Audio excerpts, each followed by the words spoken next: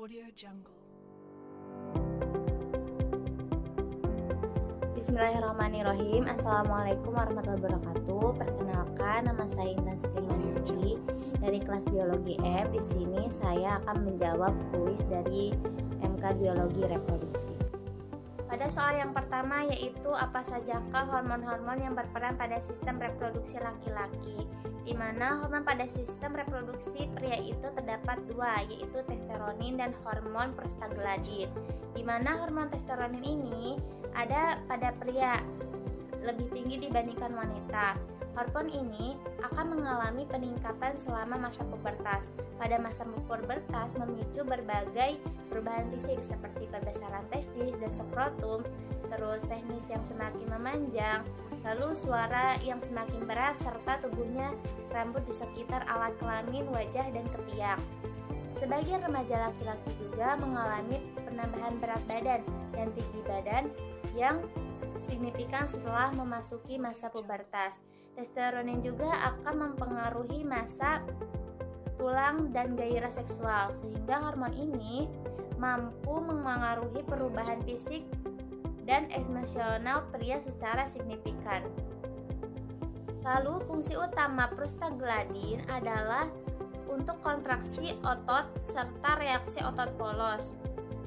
Baik, yang kedua yaitu bagaimana proses spermatogenesis. Sebelumnya, spermatogenesis ini merupakan proses gametogenesis pada pria dengan cara pembelahan meiosis dan mitosis, di mana spermatogenesis pada sperma biasa terjadi di tubulus spermiceratus atau testis, sedangkan tempat menyimpan sperma sementara terletak di epidermis.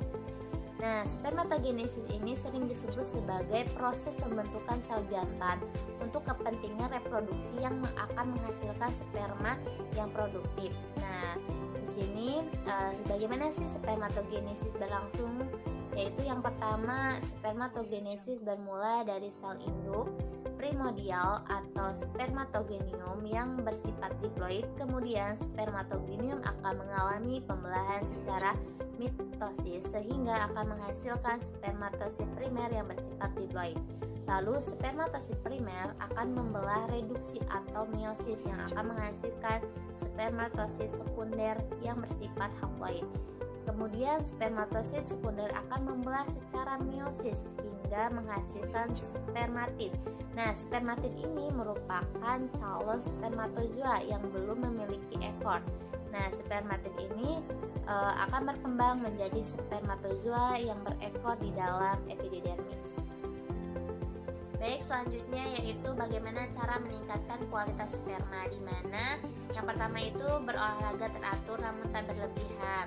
Yang kedua yaitu batasi asupan KPI, di mana KPI ini beresiko merusak DNA sperma dan menurunkan jumlahnya. Yang ketiga itu penuhi kebutuhan vitamin C, di mana vitamin C ini berkontribusi dalam peningkatan jumlah sperma. Bahkan di beberapa kasus vitamin C ini dapat menambah jumlah sperma hingga 2 kali lipat dalam beberapa bulan. Kemudian hindari paparan zat kimia tertentu karena zat kimia ini berbahaya, dapat merusak jumlah, pergerakan, dan bentuk sperma.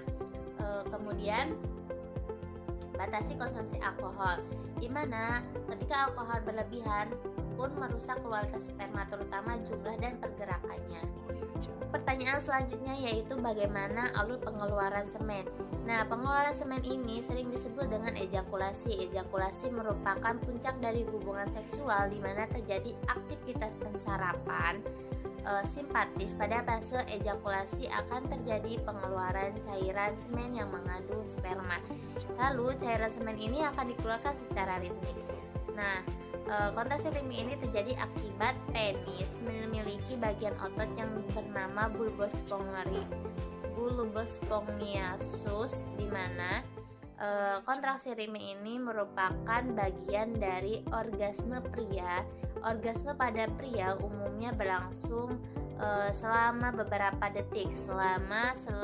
Sekali orgasme dapat terjadi sebanyak 10 hingga 15 kontraksi. Namun pria umumnya tidak menyadari banyak kontraksi yang terjadi.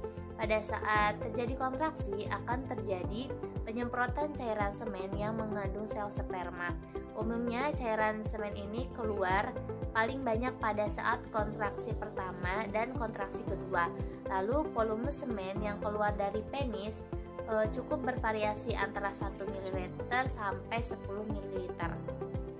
Baik, pertanyaan selanjutnya yaitu apa sajakah penyakit pada reproduksi alat kelamin pria?